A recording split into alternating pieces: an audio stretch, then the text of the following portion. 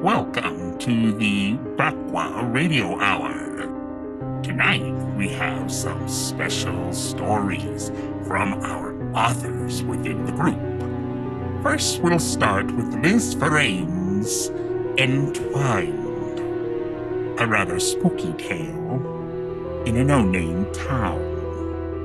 Enjoy, my pretties.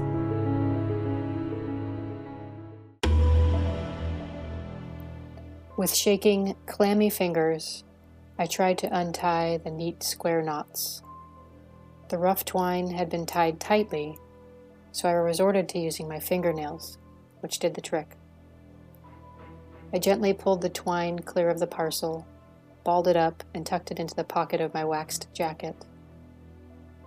I shifted a bit, my bones aching on the cold concrete steps.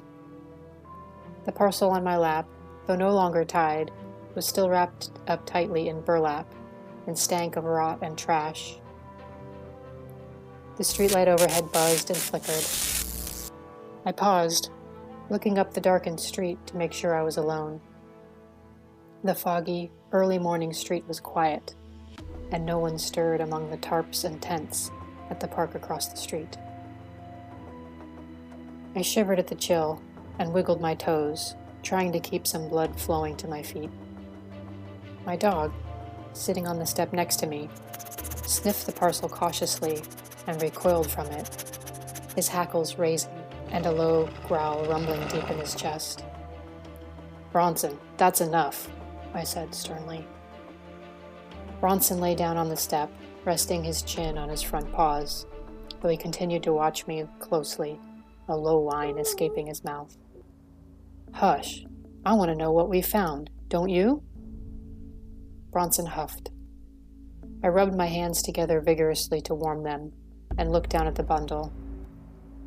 I lifted it an inch to test the weight and figured it was less than 5 pounds. The shape was kind of round and lumpy, and whatever was inside felt soft but solid. A pair of headlights turned the corner a block down and drove slowly toward me.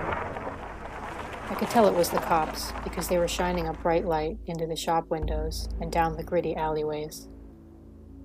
As the SUV pulled up in front of me, it stopped, aiming the spotlight at the encampment across the street, which I thought was quite rude. They ought to just let those folks sleep. The cop in the passenger seat looked up at the city hall and spotted me sitting on the stairs. He said something, and the driver leaned forward, looking at me through the window. Playing it safe, I smiled and waved at them, pointing to Bronson, trying to give the impression that I was just another old white guy walking his dog, nothing to concern themselves with. I'd heard people at work talk about white privilege, and I supposed that I had it and had just used it. Both cops nodded and moved on. I waited until the red taillights disappeared, turning a corner a few blocks down. "That was close, Bronson. I didn't want them to take away our treasure," I said as I fingered a loose thread hanging from the edge of the burlap. My digital watch beeped, alerting me that it was 3 a.m. "Time to get ready for work, buddy." At those words, Bronson hopped up and pounced down the stairs, pulling on his leash. All right, I grumbled, and stood slowly, pain shooting down my hips and legs, while a dull throb glowed in my lower back. I clutched the parcel under my arm and shuffled along behind Bronson as he sniffed all of the bushes and lifted his leg to pee on every tree we passed. Downtown late at night was my favorite. I hated the noise, self-important flash of the city during the day. We didn't bother waiting for the traffic lights to turn green, crossing the empty streets without a care. After a few painstaking blocks, we got to our building. I reached down into my collar, my frozen fingertips so cold they felt hot on my chest. I found the string necklace I kept the building key on and pulled it out, stooping down to unlock the door. Bronson rushed inside and waited for me at the bottom of the stairs. He let me lean heavily on him as we went up, one step at a time, to the second floor. It was a cheap building for pensioners, with a broken elevator, threadbare carpet in the corridor, and filthy walls that were 20 years overdue for a fresh coat of paint. Each door I passed was scuffed and cracked. Some were quiet, while others seeped out the sounds of televisions, music, snoring, or CPAP machines. Reaching my door, I plunged my hand into my shirt again and found the other string that held my room key. Bending stiffly, I unlocked the door and then dropped both keys back through my collar, liking the way the cold metal rested against the bare skin of my belly. Stepping in, I opened the coat closet door. It was all the place had as far as storage went, but it worked for me since I didn't own much. I lowered myself carefully down, groaning in pain until I was sitting on the floor. I removed my nighttime walking shoes, put them in their place, and pulled out my daytime work shoes. In the space left where my daytime shoes had been, I carefully put the parcel, patting it gently. "Bronson," I called out. He padded over to my side. I threw my arm over his back and used him to pull myself up to standing. He was a beautiful dog, really, in looks and temperament. The pound said he was some sort of Rhodesian Ridgeback mix. He was tall and strong, and a dark wheat color. He almost never barked, and didn't make a mess of my room. And best of all, when I went out on my walks before work, nobody bothered me because he strode with his head up, proud and alert. I grabbed the shower caddy off the side table and shuffled down the corridor to the communal bathroom. One good thing about starting work so early was I didn't have to wait in any lines to shower and use the toilet, and there was still plenty of hot water. The bathroom door squealed as I closed it behind me. The room was dim, as most of the light bulbs had been stolen or were broken. The only one left was the light over the toilet, which had a metal cage around it. The walls were pea soup green and streaked with black mold stains. Someone had taken a marker to the walls years ago, writing crass poetry that made my eyelashes curl. The mirror was cracked and spattered with toothpaste and shaving cream, and something that looked like shit. Bronson parked himself at the door, and I knew he wouldn't allow anyone else in while I showered. It only took me a couple of minutes to rinse off, and since I didn't own a towel, I just put my clothes back on, enjoying the residual warmth that they held and the soft, lived-in feel of them. I ran my fingers through my hair, trying to make it a little less like a rat's nest, and fluffed up my beard, which had finally grown long enough to reach my chest, and was streaked with more white than gray. I dropped Bronson off at my room and took my cane from where it hung on a coat hook. "Be a good boy, guard the house." Bronson sniffed at the closet door and started up a low growl again. "Leave it," he said sternly. He huffed and lay down in the entryway as I closed the door. It took me some time, but I made it down the stairs. The work van pulled up just as I stepped out into the brisk, early morning air. I was greeted warmly by the driver and the work crew that were already inside. The van driver picked up a few others before dropping us off at the warehouse. The sign out front of the warehouse where we worked was faded and cracked from the hot valley sun, and it simply read, "Second Chance Vending." It was called Second Chance because everyone that worked there was hard to employ, as my caseworker so delicately put it, and because we refurbished old vending machines, which would also be getting a second chance out in the world. During work, I kept getting chills up my spine and felt a bit feverish every time I reached into my pocket and touched the piece of twine. Despite it making me feel sickly, I couldn't leave the twine alone.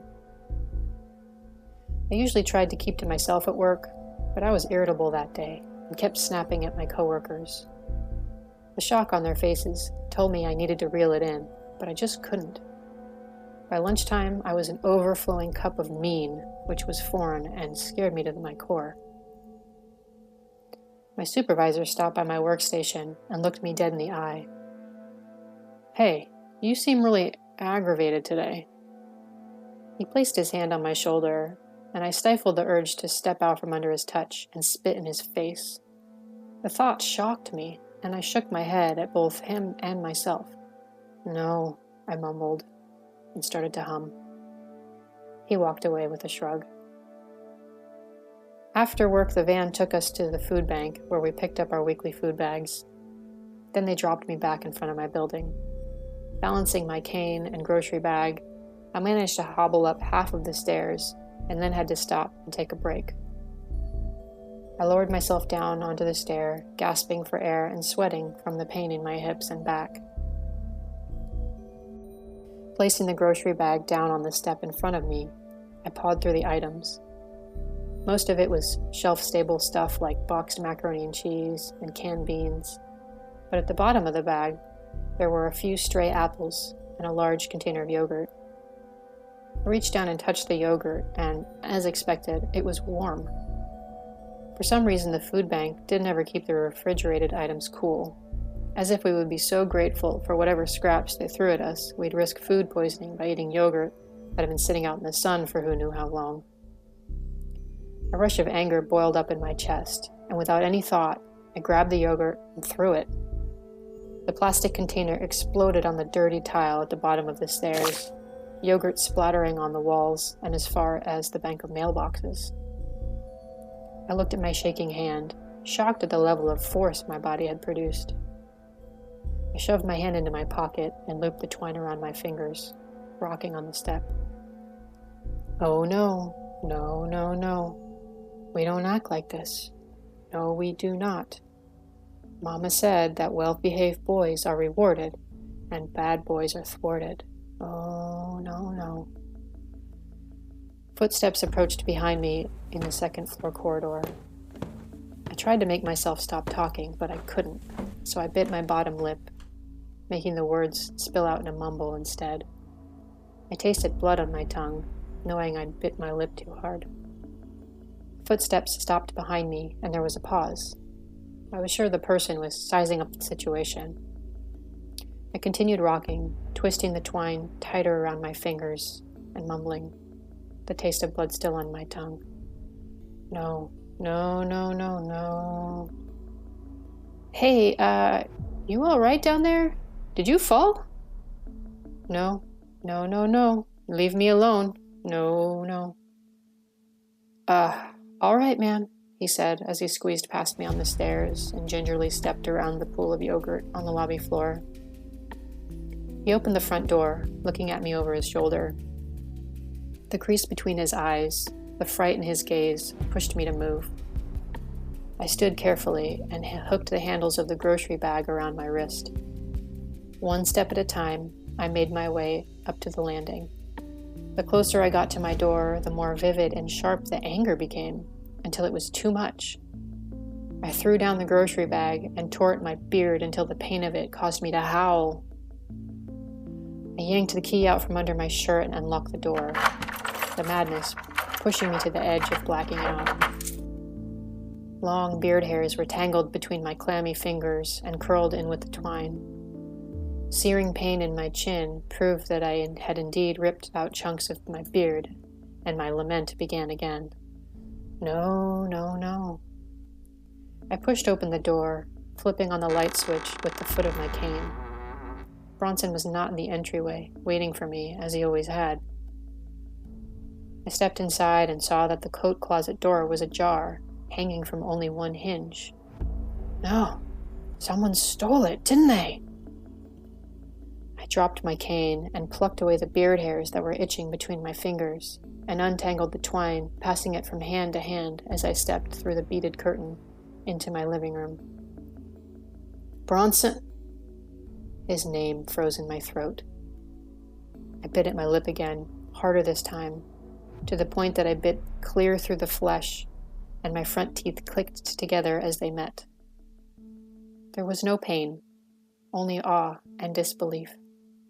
My small room, sparsely furnished and normally tidy, was transformed. The walls were dripping red, offal hung from my reading lamp, and in the middle of the room was the burlap. It lay flat, a raggedy square shape, and resting in the center of it was Bronson's head. In the back of my mind, a small part of me knew I should be appalled and fearful, yet as I tossed the twine back and forth between my hands, The madness that had overcome me was soothed. Soothed at the sight of my beloved dog seemingly exploded all over my room. Soothed as my own blood spilled from my severed lip, a chunk of which rested on my tongue like a raw oyster. Without any thought at all, my hands moved on their own and balled up the twine. I opened my mouth to spit out the chunk of my lip, yet I could not spit it out because my hands were busy shoving the big wad of twine into my mouth. I tried to spit it out, but my fingers pushed the rough string farther until it scratched the back of my throat, making me gag. Further still, my fingers kept going until the wad of twine was lodged deep in my gullet, along with the chunk of lip. My knees gave out, and I lay on the floor, choking and gagging and drooling, petting my dear Bronson's head until my body could take no more.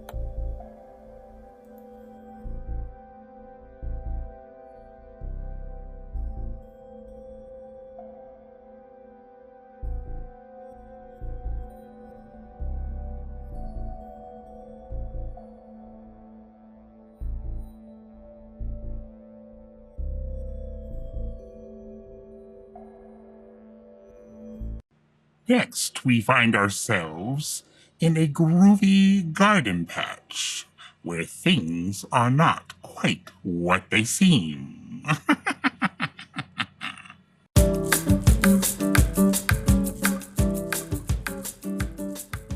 I thought it would be the perfect pandemic pastime, as well as a fun and easy way to exercise and get in touch with nature.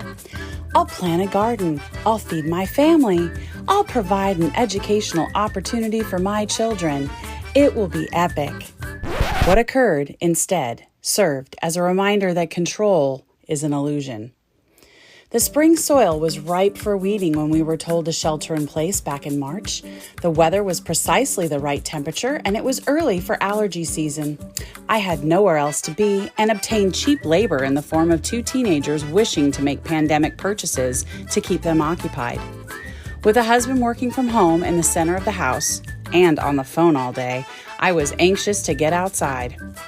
At first, the progress was slow, and it felt as though we'd never get rid of our space of hip-height, unwanted greenery.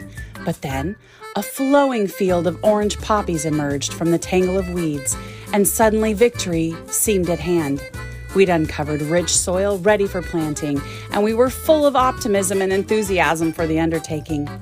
We'd rehomed 7 salamanders and myriad chrysalids that we found as we worked and did our best to leave a patch of yard fallow for our new friends.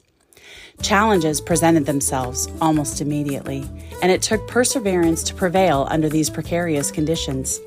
My employees revealed themselves to be whiny workers who constantly complained of unfair labor practices. Our next-door neighbors planted belligerent berry vines which contaminated our corner of the garden, and they threatened a new lime tree that was gifted to me by my bestie. The nursery and local Home Depot were off limits. I had to make do with Target, the only store I felt comfortable entering during this particularly precarious time. Luckily for me, they had potting soil and cardboard kiosk with different vegetable and flower seed varieties. Then I discovered Annie's Annuals online and Territorial Seed.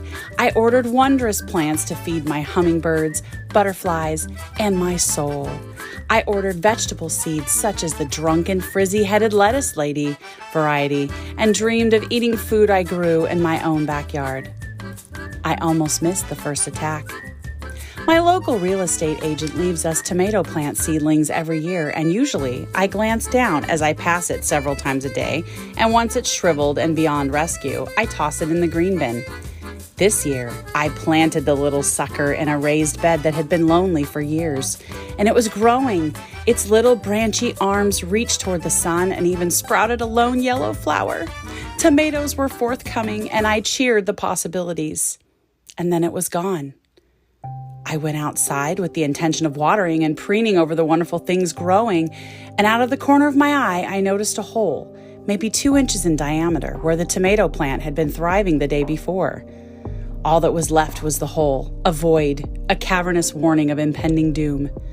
Memories assaulted me of previous years spent watching all of my carefully planned beautification projects ripped asunder by underground terrorists. Our lush green lawn deteriorated to piles of dirt and dead grass, flowers and vegetables needlessly murdered by voluptuary vermin. I hoped this was a one-off occupation by a roving rascal. Then the creature struck danger close to my heart, and it sent shards of cold dread through my chest and into my own internal root system. Everything I'd done, all of our hard work, and this demented delinquent was threatening all I held dear. As a devout worshiper of all things Halloween, I'd done what a lover of all things dark and spooky would do in her garden. I'd planted pumpkins, multiple varieties and sizes of the voluptuous vining beauties. I had a perfect patch picked out for my Gordy pals in the former dog run. It had a gate and chain link fence that was perfect for climbing characters. An adequate amount of sunlight would provide the delicious darlings with all the nutrients they needed to reach their robust potential.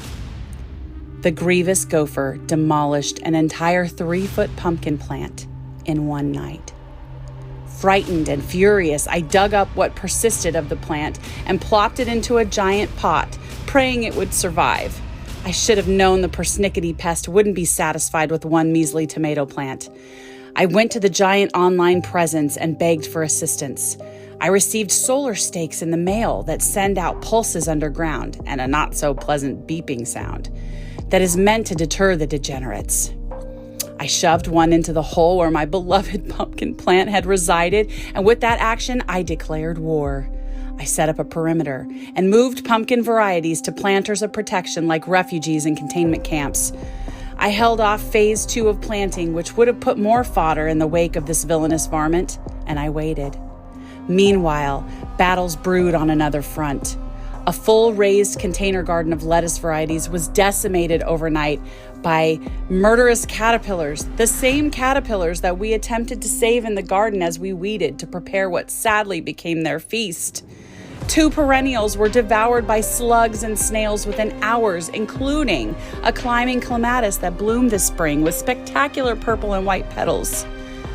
The landscape architect diagnosed the cause of death of our lush green lawn, which we'd planted over a plane of metal mesh to dissuade the dastardly rodents of destruction, as plagued with a fungus.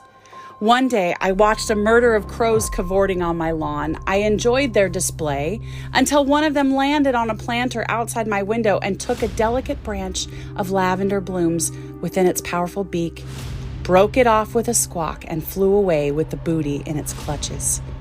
I was nearing my breaking point. I temporarily lost the joy of planting. I pined for my plants and what could have been a pandemic plot of pleasure and sustenance for my family. My purpose for planting wavered. I cannot stress enough the importance of hope during this great pause.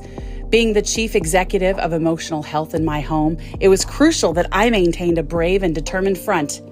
I forced myself to adopt a plan of attack against the aggressive adversary. This involved further investigations and orders from the online presence. I pored over blogs and masterclasses on pest control and came up with a course of action to alleviate myself of this antagonistic anarchist. Eggshells and coffee grounds became weapons of defense. I distributed them around my newest plants and waited. Meanwhile, I ordered reinforcements for my damaged sunflowers and for my cornfield. Okay, I don't quite have the space for a corn maze of my dreams, but I will have more corn. My original patch of 5 plants prematurely tasseled, and they did not yield product. There will be beauty in my garden. Oh yes, I refuse to be thwarted by felonious offenders. I will triumph. Not even my neighbors in their attempts to disturb the sovereignty of my yard will keep me from victory. San Lorenzo Patch, August 2020. Police were called to the home of Lynette Merrill Saturday afternoon due to reports of illegal explosive devices being detonated on the property. When officers arrived, they were greeted by a shouting woman in torn clothes with burns on her hands and face. Witnesses say she was laughing and screaming, "Victory is mine!" Gaping holes were found in the front lawn and a fire burned out of control in the backyard, threatening homes in the neighborhood. Police found an assortment of firearms and crossbows as well as gopher traps and sulfur bombs. Lieutenant Johnetta Jones Sanchez told reporters that Ms. Merrill had been calling the local vector control and making threats. She'd also accused her neighbors of trapping gophers and releasing them on her property. A neighbor informed us that in a recent conversation, she implied her husband has been wearing a gopher suit and killing her plants in front of her as torture. Ms. Merrill was arrested and charged with possession of illegal explosives with intent and is currently being held at the Santa Rita County Jail. Neighbors and friends are shocked by this high school teacher's behavior and worry the extended shelter in place and the impending start of another school year online finally pushed her over the edge. Sources say before this incident she had no criminal record. However, there was a prior call to the sheriff's department to report a teenager urinating in a yard across the street. It is unclear if these incidents are related. This is a developing story as the bomb squad has returned to the property to determine whether or not all of the explosives have been located. Her husband and children are currently unaccounted for. They could not be reached for comment. Stay tuned for more from The Patch.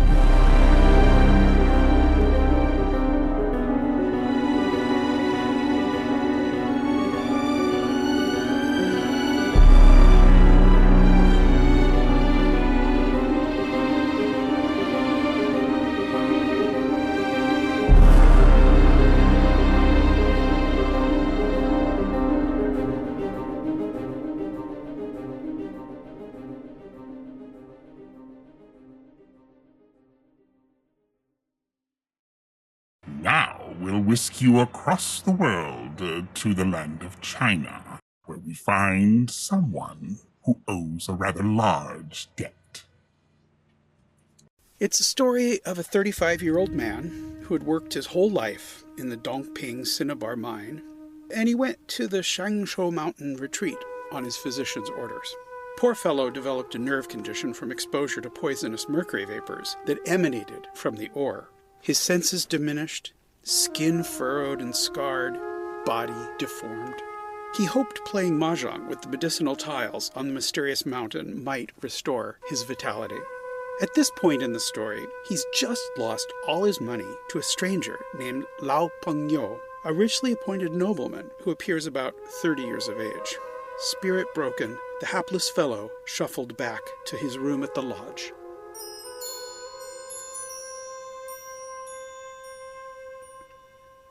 This secluded mountain site loomed over the mossy valley below. Late afternoon sunlight stippled through the pines and cypress trees. Birds chirped noisily. Water from the nearby stream flowed over mossless rocks, cackling and burbling.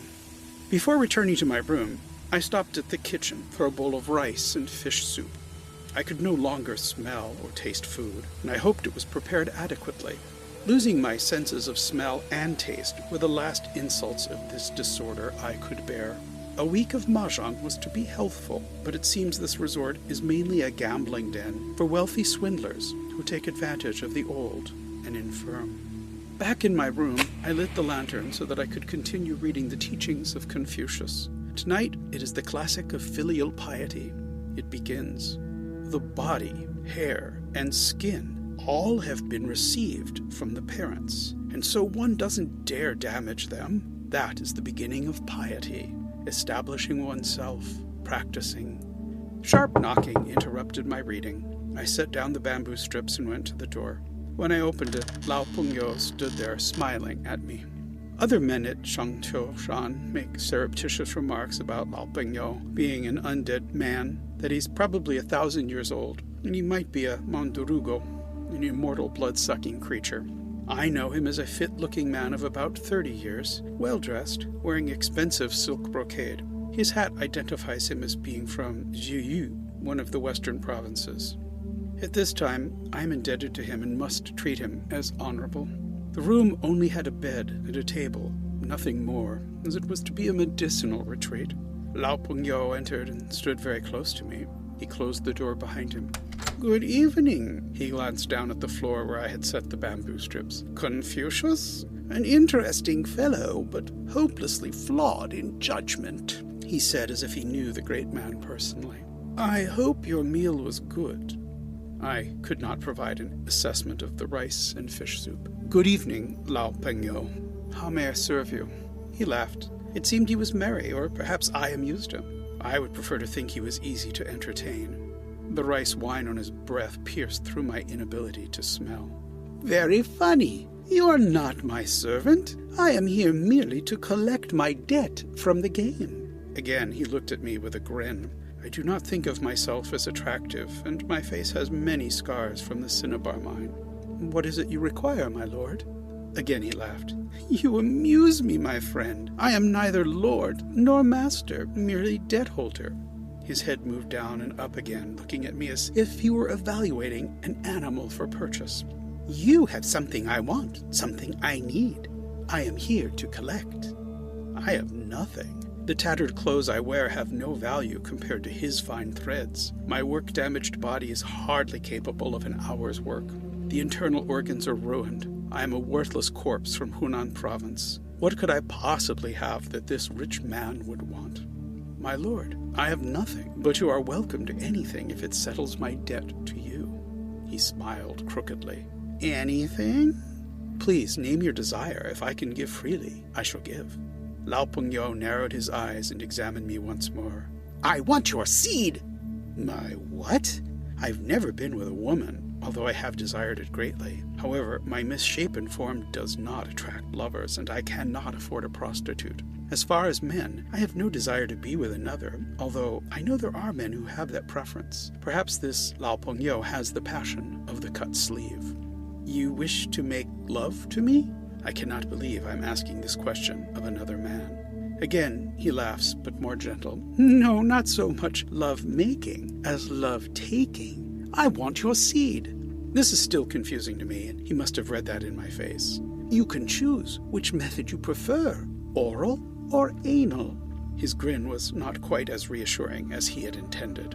And now I am totally confused. This gentleman wants me to put my organ inside his body for the purpose of obtaining my seed. It does not make sense, but it is his debt to collect. I have no wish to touch another man as I would a woman, and I pointed shyly at his mouth. Good, he said as he indicated the bare bed. Please, be comfortable. I sat hesitantly. The pain started again. He began to untie my pants. I grabbed his hands. Relax, he cooed with a smile. You'll receive great pleasure. I'd not pleasured myself in a while, because the pain has been so formidable. He undid my pants and touched my thigh. My body shivered, and I convulsed uncontrollably.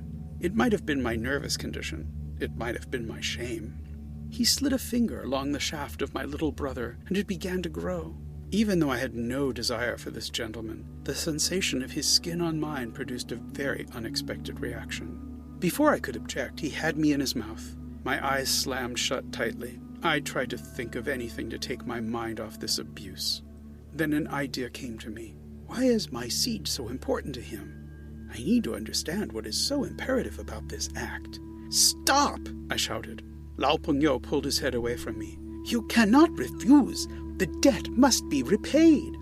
I swallowed before continuing. I wish to know why you value my seed so highly. When we have finished, I want your word as a gentleman that you will tell me. His eyes shifted from side to side, and he squinted briefly.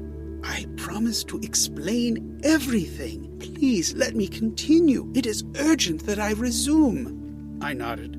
A gentleman's word is good enough for me. When he returned to my body, I winced knowing what he was doing. His expertise overcame my resistance, and within minutes he gulped my reluctant seed. The pain in my chest reverberated with each rapid breath. When I looked again, Lao Pengyo sat licking his lips like he had just eaten a sweet mooncake. I stared at him while my composure returned. His expression changed slightly from ecstasy to satisfaction. It is my hope that this unnatural act fulfills my gambling debt to him. The mysterious visitor then captured my gaze with his eyes. I could feel his spirit entering my own through the two portals. For a few uncomfortable seconds, I sensed his soul being within me. You are an honorable man, he began. Years of working, scraping at ore with your fingers, has reduced you to a miserable state. Before turning away, he looked down his nose at me as if I were inedible fruit rinds. His back faced me now, and I could see the embroidered design of his robe, a blue dragon hovering over plowed fields.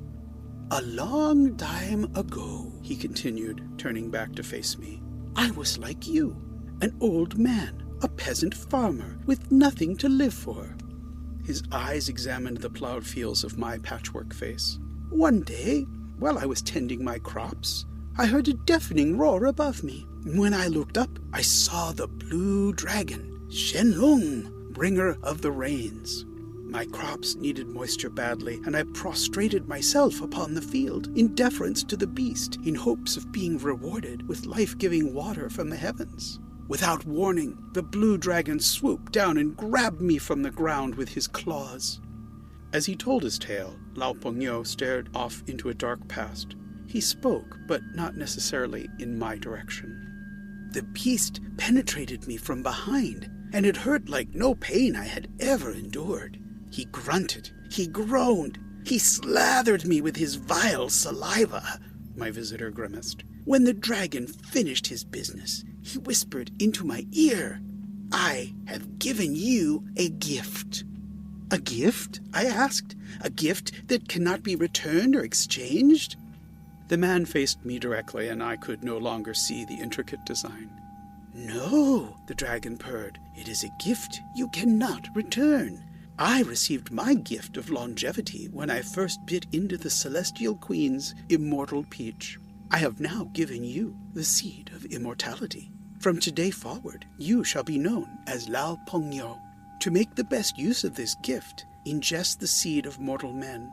This act will return your youth to you, and you shall live a long, prosperous, happy life. You can give this gift to others, but be very careful, because it will change a man forever, and that may have unforeseen consequences you cannot predict." Lao Pengyo looked right at me now. I asked the dragon if he would visit me again, and he answered that he would from time to time, but not in the immediate future. He paused and observed my face for reaction, but I listened intently to his story without expression. "Since that time, I have sought the seed of many men. The blue dragon spoke truth, and I was returned to this state." He indicated his present condition. "And I have lived countless years."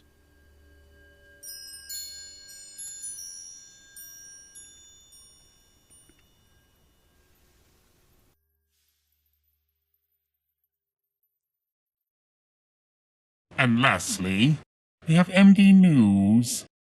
Worlds collide, which is quite literally what it means.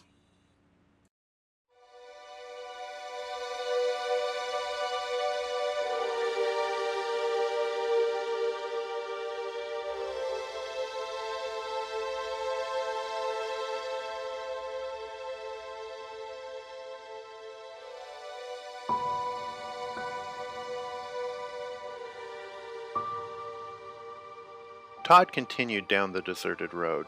He had been planning this surprise for a couple of weeks and thought it would be a hoot.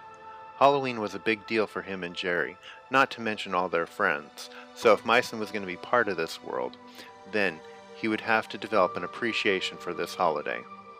The stories of Hicks Road had always intrigued Todd, even as a kid. There were always tales that people could never fully explain. He supposed most of the stories were made up, but still there was something about it. Something otherworldly and creepy, which made the location and the stories all kinds of fun. "Todd, I still don't understand the need to drive into the middle of nowhere for you to explain this human holiday to me." Myson watched out the window. "And that's exactly why we're off the ship and we're back here on Earth, in San Jose, so you can get the full effect." Todd turned down a dark road. "It's supposed to be spooky and fun. It seems childish." "Oh, it is totally childish," Todd laughed. "Given all that is happening, I'm surprised Vinarm didn't assign any security." Todd cleared his throat and focused out the car window as he continued to drive. The gaze from Myson burned onto the side of his face. He didn't know how he knew, but it was there. Maybe the spirits of Halloween. "She does not know, does she?" Myson's voice was flat, but Todd could sense a hint of amusement. "Maybe. It's Halloween, a human holiday, one filled with mischief. Of course I didn't tell anyone. We are completely off the grid." "The what?" Human saying, never mind. And how did you manage this? Myson almost sounded impressed. Nope, not going to tell you. My secrets. There was a deep sigh next to Todd. It'll be fine, Todd said. Nothing's going to happen. We'll go, we'll check it out, tell a creepy tale or two, enjoy the cool night air, and head back. If nothing is going to happen, then why are we going? Myson grumbled. Because something might happen. Humans are so strange. Yes, but so are the Nentry. Todd patted Myson's leg quickly before returning his hand to the steering wheel. The drive and the road became more and more rural, the lights of the city vanishing behind the trees and hills. Todd wondered if this was part of the mystery of the place. Hicks Road was so out of the way, especially when you got closer to the old mines. Yet, the location was only 10 minutes from civilization. They turned into a single-lane road before stopping at a gate. We're here! Todd put the car in park and shut off the engine. We are at a gate, Myson pointed out the car window. Yep, and we'll have to walk the rest of the way. Come on, it'll be fun. Todd opened the door and stepped out. The cool October air enveloped him.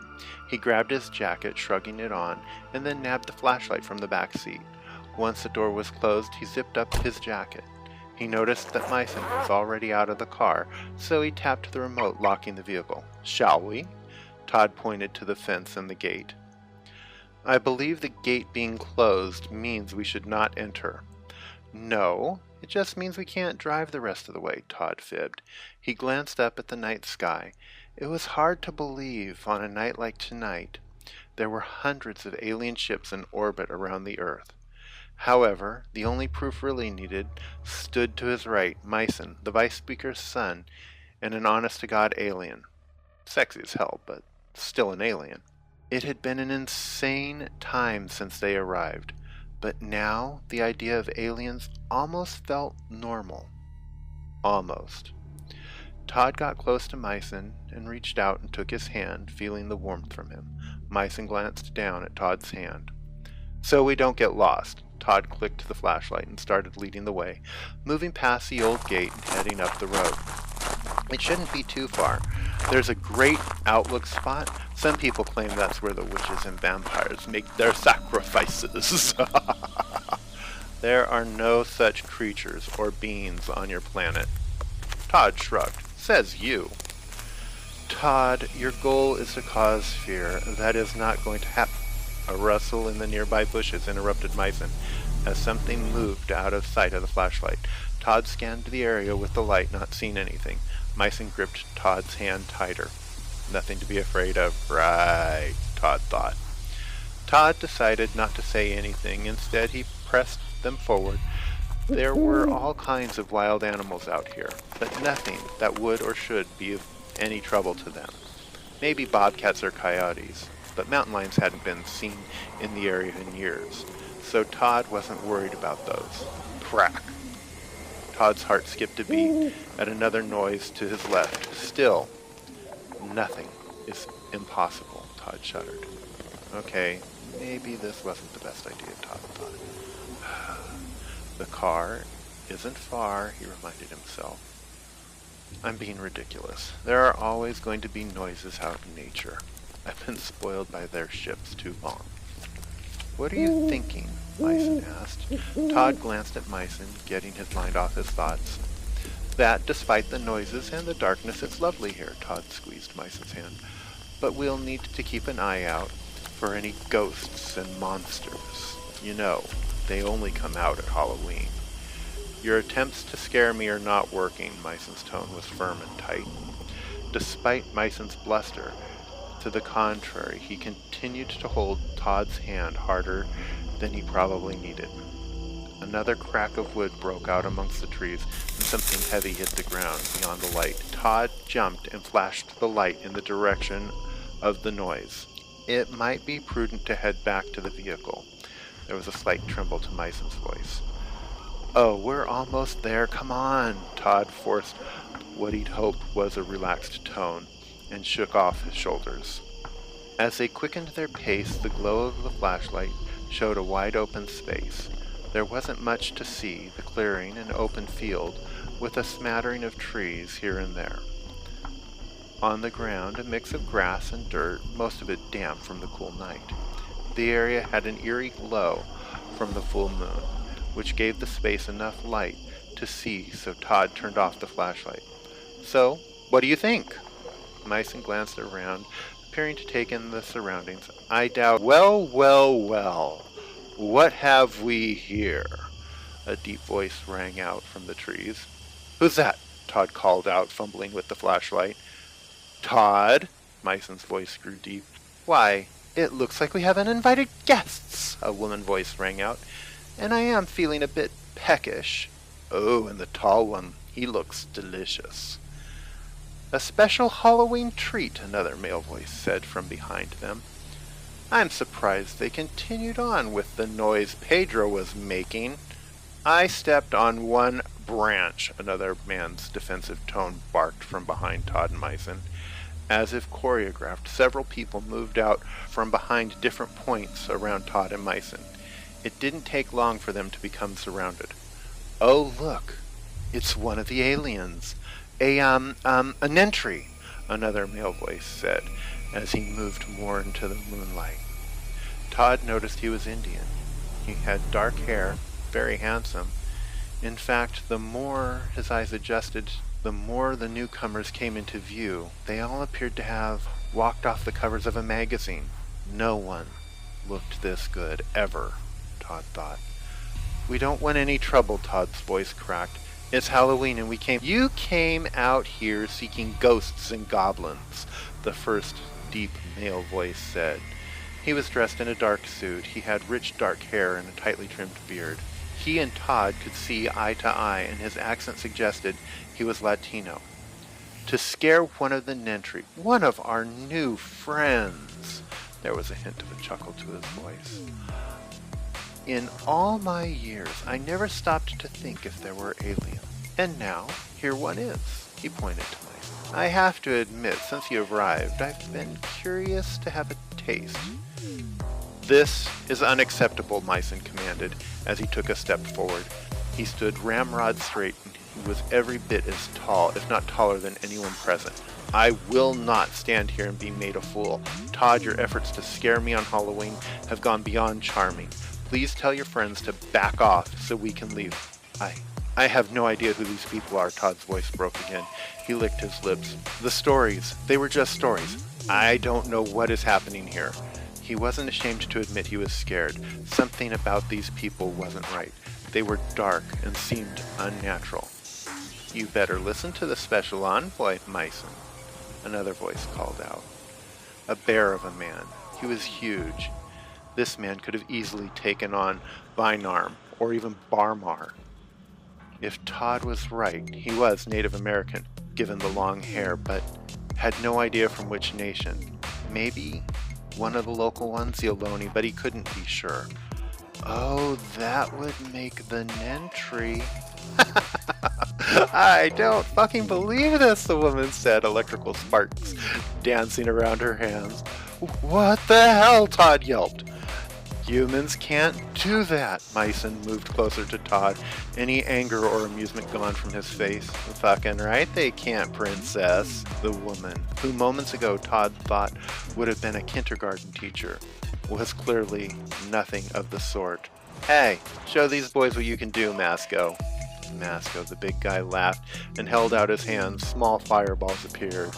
"Enough, Betty. Masco, please."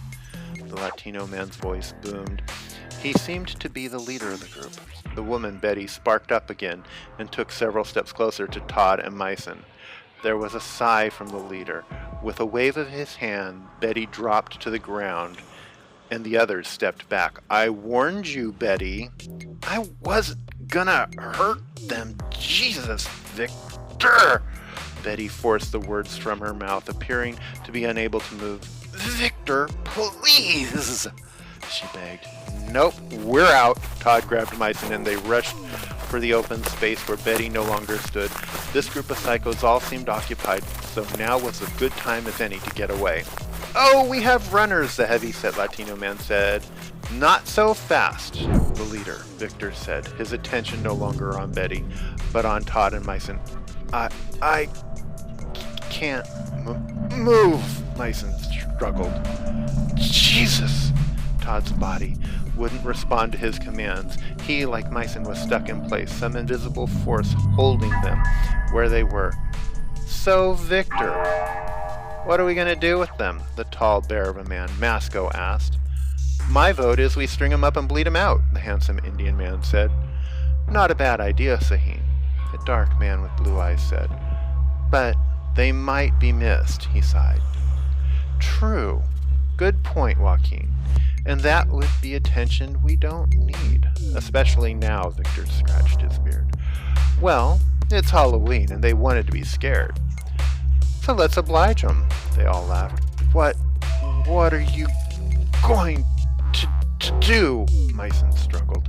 I'm betting the Nentry have never seen anything like this, Joaquin waved his hands in front of his face. Todd watched as a group of 6 people moved closer to them. They were completely surrounded and unable to move. We're going to die. Liberadia wasn't able to kill me, but these things will. Stupid. This is so stupid. The thoughts raced through Todd's head. With each step, the group got closer, and within a flash, their faces all shifted. They went from being human to being Todd didn't know. He could still see who they were individually, but their faces had a mix of pain, terror, and beauty. The ridges of their foreheads angled down to an animalistic furrow that created a more menacing appearance, if that was even possible. Then he got a glint of their teeth. Vampires! Any ounce of masculinity gone from his voice. These things can't be real, Myson stuttered as his whole body shook along with his voice. Javisa, have mercy. What are these creatures? These beasts you've sent to strip us of our naas. The vampires continued to tighten their ring around Todd and Myson, the heat of their breath growing even closer. I'm sorry, Myson, Todd's words forced out, his eyes closed tight to the coming demise. Javisa, grant us peace. May the light of Javisa protect us, Myson called out. Are you both scared? Victor's voice rang out. Todd could only move his head in agreement. There is no shame in being fearful of one's death, Myson said. The heat from multiple breaths were all around Todd's face and neck. If he were to open his eyes, he was sure these monsters' eyes would be the last he would see before death. There was no sound, only the ticking of his pocket watch. He waited. With an exhale, their bodies dropped to the ground in a heap. Seconds passed, and Todd opened his eyes. He scanned the open space, startled by his own movements. Where did they go? Myson's voice shook. I don't know, Todd stood trembling. Myson, I swear to God, I don't know what happened. Myson glanced around. How did we not know of these creatures? Is this what happens to some humans on Halloween? Why did we not know this? Why didn't you tell us? No, this, Todd shook his head. It couldn't be real. We had to imagine it. I no longer wish to be here, Myson inhaled deep and glanced around. Todd grabbed Myson's hand, and they raced to the car. Back in the car, Todd wasted no time in starting the engine and getting the two out of there. As they reached the first signs of civilization, Todd glanced over at Myson. I'm so sorry. I'm really sorry. I don't know how to explain any of that. Let us pretend this night never occurred. Myson reached out and took Todd's hand. I've never experienced such terror in my life from such creatures, and I wish to forget all about it. Not like anyone would believe us anyway, Todd sighed, as they made their way back to Todd's home. Next year, I swear, we'll watch some scary movies and eat popcorn. Myson glanced at Todd, a cluck of his tongue the only response Todd received. Tomorrow, this will all seem like a bad dream. Tomorrow. Death? What are you doing? The familiar voice of fate appeared, as the flap of his wings could be heard behind Tad. Nothing! Those two realities are not meant to intertwine, ever. Fate shook his head, disappointment emanating from him. Yes, but... It's Halloween and please ensure the timeline is unaffected. I do not want to be forced to repair another reality because of your interference. Yes, Fate. Tad sighed, with a wink to the storyteller. The end.